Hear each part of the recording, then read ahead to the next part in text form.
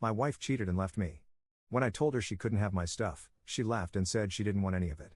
But on moving day, when they realized what that meant once I had written the divorce papers, Parker thought quickly, "Get out of my house." My wife sneered provocatively. Beside her, her lover was dreamily looking around the house. "Wow. All this high-end furniture. How lovely. It's a house that fits me perfectly," she said. I felt the sting of those words and reminded my wife, "Just so you know, I'm taking all my personal things with me on moving day." "Okay then," my wife replied, looking at me as if she was about to burst out laughing. Of course. Of course. If your stuff was left behind, it would just remind me of the miserable days we've had so far." Apparently, she still didn't understand the true meaning of my words. I thought, just watch. Make sure you don't regret it later. My name is Kevin. I'm a 26-year-old interior coordinator. My wife, Joanna, is 31 and works in the construction industry. We met through our shared hobby of DIY projects and had been married for a quick 3 years. At first, we cared deeply for each other, but now I feel grateful we didn't have children. The reason is that Joanna has become too self-indulgent. After coming home, she carelessly takes off her coat, eats the meal I've prepared while complaining, doesn't even clean up, and retreats to her room. Before marriage, we made various agreements, one of them being shared household chores. Joanna and I decided to split them equally, but now I'm taking on almost all of the housework. When I pointed out that she should do her share, she came up with an incredible excuse: housework is easy, so it's natural for men to do it. Women have to take responsibility for work, so I don't want to do all this. This rigid opinion was something she had never voiced before marriage. The fact that I earned more than Joanna also played a part in her turning against me. By the time I reached Joanna's age, I was planning to be independent and should be able to increase my income even more. Perhaps resenting that, Joanna contributed only the bare minimum of her earnings to the house without saving, spending her money however she liked. She was so reckless with money that I warned her repeatedly, but she stubbornly refused to change. My hard-earned money, how greedy could she be to still want more? Not content with just that, she exaggerated to her coworkers, painting me as an outrageous miser to win their sympathy. It was Joanna's apparent generosity with money and the perception of domestic unrest that attracted her affair partner, Liam. He's a 24-year-old temporary employee at Joanna's company. There are few young women at her workplace, and even though slightly older, she's still considered young, which likely made 31-year-old Joanna catch his eye. "Gosh, Joanna. If I had a beautiful wife like you, I'd take care of her forever," he'd said, making her quickly infatuated. I discovered Joanna's infidelity about 6 months ago, just when the affair had begun. One day, an unknown man called Joanna's mobile phone. When I searched for his name on social media, I found Liam. He posted things like, "Today's date with my future wife at a fancy restaurant.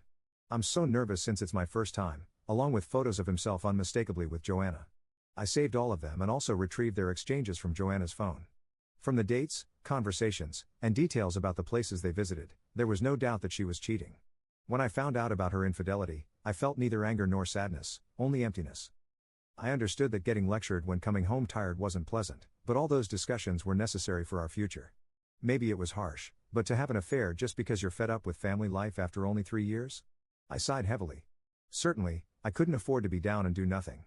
I had been working hard, believing compromise was necessary between us, but I couldn't tolerate the cheating anymore. I decided to divorce her and started looking for a lawyer. A month later, on a Saturday, I brought Joanna and Liam together for a discussion. Naturally, they were shocked when I contacted Liam. They probably never expected me to find out. Yet Liam, thrilled about the marriage, didn't apologize or attempt to justify the affair. Instead, he cheerfully asked, "Kevin, are you really okay with this unprecedented compensation?" I calmly replied, "That's right. Joanna and I decided before marriage not to divide our assets." At that moment, Liam held hands with Joanna and celebrated. Yes, Joanna and I had agreed that in the event of a divorce, there would be no division of assets, and the compensation I would receive would be minimal. Since I was working, I didn't mind that part. But what made me furious was their complete lack of remorse for the adultery. How wonderful to live in such a stylish house filled with high-end brands. The appliances are the latest too. "It's just the perfect house for me," Liam said, causing a strange sensation to creep over me. As I handed over the divorce papers, I reconfirmed something with Joanna. Even during our marriage, there's no division of the things I bought. I'm taking all my personal belongings with me. You understand that, right? Seemingly not understanding, Joanna paused and then spoke. "It's obvious your plain clothes and bags wouldn't suit young Liam anyway. I have to buy him better things. If I leave your belongings here, they'll just be a reminder of the painful days we had together." It seemed she thought I was talking about clothing and other personal items, and it was easier to let her believe it than to start an argument. "Tomorrow, the movers will take everything, so be prepared," I said. But they were already ignoring me, too busy admiring the house's interior. The next morning, they came to see me off as if they were hurrying me to leave. Ignoring them, I waited for the moving company's arrival. Then, right on time, a large truck arrived. The workers energetically called out to me, "Thank you for choosing us today. We have another truck waiting nearby, so please don't worry." Liam, with a clouded expression, hesitated as he approached me. "Do you have that many personal belongings?"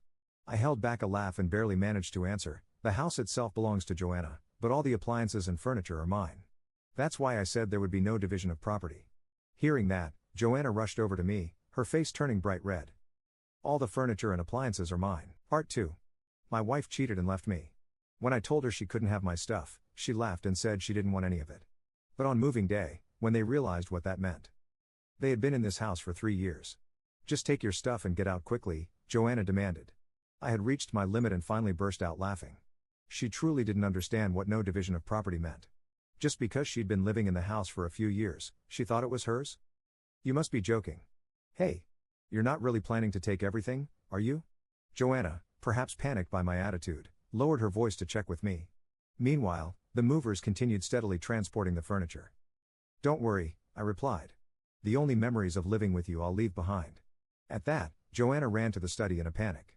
I always kept copies of receipts there, so she must have gone to check which pieces of furniture were being taken. But her search was in vain.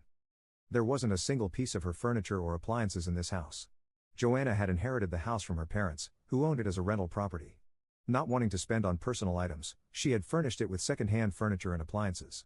When we got married, she disposed of all the furniture she had, so I bought everything.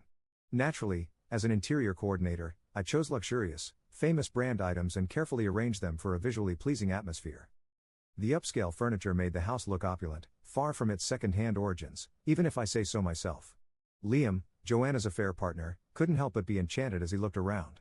Joanna returned with a pale face as the movers were finishing up, leaving not a speck of dust behind. "This is terrible," Liam cried. "I can't believe this is happening." A worker looked around the house and asked with concern, "The house is empty now.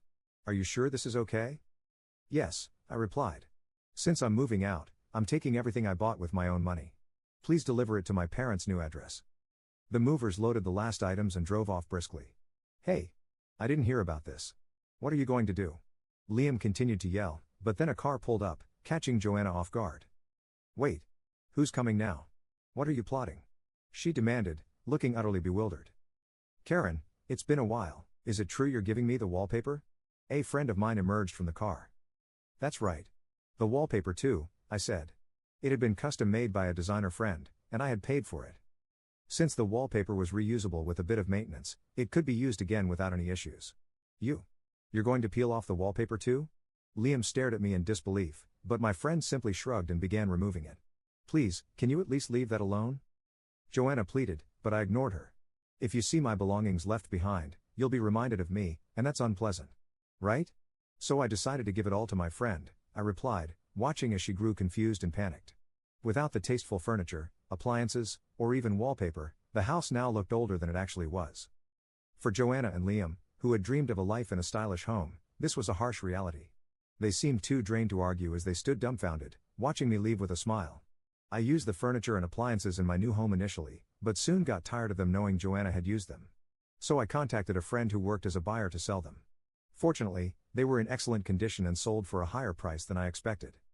As I pondered what kind of furniture to buy next and how to arrange it, I got a call from Joanna. "Liam won't stop going on about how you arrange the furniture. Can you come by the house once?" she asked. Though I didn't want to meet them, my curiosity as an interior coordinator won out. I wondered what kind of furniture they had chosen and what design ideas they had in mind. "All right. I'll go just to hear what you have to say," I agreed. "Really? Remember, you promised," Joanna exclaimed with apparent relief before hanging up. On the promised day, I arrived and was shocked. They hadn't even repapered the walls. The furniture and appliances were clearly second-hand items from bargain stores. It looked like a cheap apartment a student might rent. A whole month had passed since we parted, and this was beyond disappointing. "What is this?" I stammered, unable to hide my disbelief. Liam, taking it as an insult, exploded with anger. "We gathered this stuff just to live for now. We'll replace it soon. Since you took everything, use your connections or whatever to make this a house we can brag about." He was clearly unhappy living with second-hand furniture, frustrated throughout our conversation, but the budget they offered was nowhere near enough for my services. What's this? You're a talented coordinator, but you can't do this? You're useless, Liam snapped, indignant. No matter how skilled the coordinator is, I can't do much with such a limited budget. This is ridiculous, and it's way beyond connections, I explained, feeling stumped. But he was serious about wanting me to arrange high-end furniture and appliances on such a tight budget. Liam, now fully exasperated, finally erupted. Did you come here just to look down on me? If you don't like it, I'll leave, I replied. But if you want to furnish your home on that budget, you should at least polish your interior sense. You really are mocking me, Liam yelled.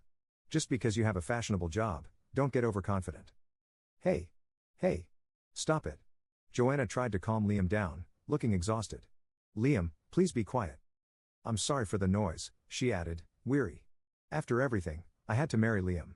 But as you can see, he's always angry, and it's tough every day. She confessed with a tired voice. She went on to explain how they fought constantly in the now empty house. Liam had quit his job for the marriage and hadn't told his parents, leaving him with nowhere to go. He admitted that he had married her out of convenience, hoping she'd handle the housework. But such a marriage was doomed, and he had already given up. Karen, please help me fix our relationship again, he begged. I was taken aback and responded annoyed. What's this? Planning to cheat on me next? No. The thing with Joanna was just confusion. After you left, I realized no one is more wonderful than you, Karen. You're not serious, are you? I exclaimed. You're the one who told me to get out of this house. Right? I divorced you just like you wanted. You can't possibly expect me to change my mind now? Please, Karen, don't call me by my first name so casually. This rundown house is your chosen castle with your affair partner. You two should get along together, I said firmly. Ignoring Liam's pleas, I quickly left the house. Later, I heard that both Liam and Joanna had begged their parents to help furnish the house, only to be disowned. No one would support or forgive them for marrying after an affair. So, reluctantly, they continue to live in the second-hand house. I couldn't muster any sympathy for them. It was the result of their own choices. As for me, I recently met a female interior designer through work. We've been going out often on weekends. Though I've been cautious about dating, maybe it's time to think about starting a new life. With those thoughts in mind, I'm off on another date today.